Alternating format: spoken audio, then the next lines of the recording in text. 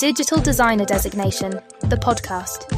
Have you ever gotten like a handwritten note and you just, something special even before you've read it? Or maybe you opened a wedding invitation and you instantly get that black tie vibe. Yeah. Well, that, my friends, is the power of typography. And you've sent in a ton of great material about this.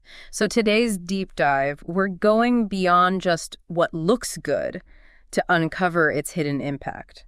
Well, and it's woven into history, It's not just design, it's revolution. Okay, I'm intrigued. Take Gutenberg's printing press. Right. 1440. Yeah. Huge. Game changer. Suddenly books weren't just for monks copying by hand. Mass production, knowledge for everyone. Exactly. Literacy rates exploded.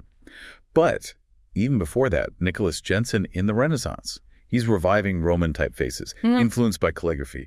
Clarity, proportion, elegance, these are still the base of how we read now. It's wild how these early innovations still impact our digital world. I mean, crisp fonts on our screens, that's thanks to companies like Adobe and Apple, right? Sure. Absolutely. PostScript, True Type fonts, 20th century, game changers, standardized digital type made those elegant designs possible, but it wasn't as easy as just going digital. Right, because we went from the static page to like websites crammed onto tiny phones, but also blown up on huge monitors. Exactly. A whole new challenge for design. So how did fonts adapt? That's where it gets really cool, responsive, and variable fonts. These aren't static. They basically adapt to different screen sizes, resolutions, all to keep that readability no matter what you're using. Okay, hold on, because that sounds like magic. How do they do that? It's clever coding, actually. OpenType font variations is what they use. One file, but it has multiple variations of the typeface, each program to activate based on your screen size. So it's constantly adjusting for the best experience. Exactly, like having a personal typographer tweaking the text just for you. It's like we were saying earlier, typography can whisper to your subconscious, but those whispers, they can really pack a punch. Yeah, it's true. Typography, it has this crazy psychological effect on us.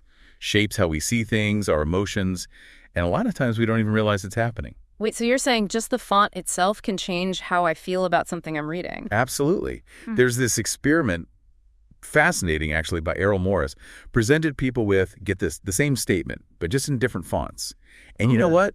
People actually believed it more depending on which font it was in. Get out of here. So it's kind of like how someone says something, their tone of voice. That can totally change the meaning, even if the words are the same. You got it. Our brains are wired to connect with fonts, just like we do with voices. Certain tones equal certain feelings, right? Like with serif and sans serif fonts. Okay, remind me again, what makes a serif font different? I always mix them up. Serif fonts, those are the ones with the little feet, like on the letters. Think Times New Roman. They give off that vibe of tradition, being official, reliable. That's why you see them in books, newspapers, all that serious stuff. Now, sans serif, they're more streamlined. No extra flair. Yeah. So like Helvetica is sans serif, right? Clean, modern. Exactly. Sans serifs, they scream simplicity, clarity, that modern feel. Websites, apps, anything digital, got to have that up-to-date look, easy to read, And get this, it's not just how we see it. Really? What else is there? This research by Kevin Larson at Microsoft, they found that when typography is done well, it can seriously boost your mood, even make you think better. Now that is wild. It makes you think about like how fonts are messing with us online in ways we never even considered. It's true. And that leads us right into how brands use this. It's their secret weapon. So it's like choosing the right outfit, but for your words. You got it. A brand's typography, it's a huge part of their image. Shapes how people see them, builds that recognition, even plays on our emotions. Okay, examples. Give me examples. How are brands using this secret weapon? Think about Apple, right? Their San Francisco typeface, it's sleek, modern. You see that, it's Apple without even needing the logo, right? Oh, totally. Minimalist, easy to use, cutting edge. Yeah, very Apple. There you go. That clean look. Sans serif, that is Apple. Innovation, keeping it simple, all about the user. Subtle, but powerful. Okay, I'm seeing it. What about something totally different, though? A brand with a whole other vibe. How about Coca-Cola? That cursive, iconic. You see it, it's like classic, feels good, maybe even happy, like it takes you back. It really does. That cursive has this like vintage charm, just works. And that's the point. Nostalgia, authenticity, it's all about that history, that classic feel-good drink, right? One more, Google. They made their own font. Google Sans, which is everywhere now. Websites, my phone even uses it. And that's no accident. Google Yeah. Sans, it's approachable, it's modern, but more than anything, super readable. Yeah, it does give off that we're here to make info easy for everyone kind of feeling. Exactly. Their message is right there in the font. Friendly, accessible, just like their search engine. This is making me look at everything differently. It's amazing how much goes into choosing a font. So how can I use this, in my own life? Yeah, you absolutely can. Website, presentation, even just an important email. The font changes things.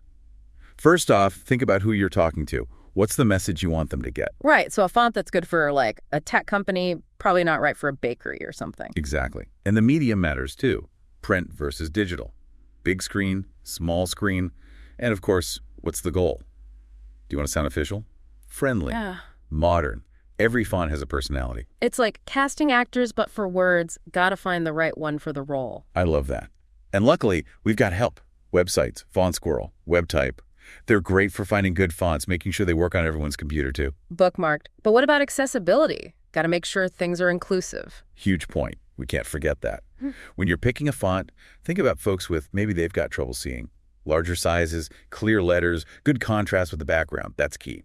Because at the end of the day, it's not just about looking pretty, right? It's making information work for everybody. 100%. Well, this deep dive has been eye-opening, to say the least. We've gone from Gutenberg's printing press all the way to the sleek fonts on our smartphones. And it's amazing, right? It really makes you think. It really does. And this is just the beginning. Who knows what's next? As technology gets even wilder, maybe we'll even move past fonts entirely. Now, that is a thought to leave us with. So, to everyone listening, next time you see a cool website, a logo, even just a well-written email, take a second, appreciate the typography. It might just surprise you.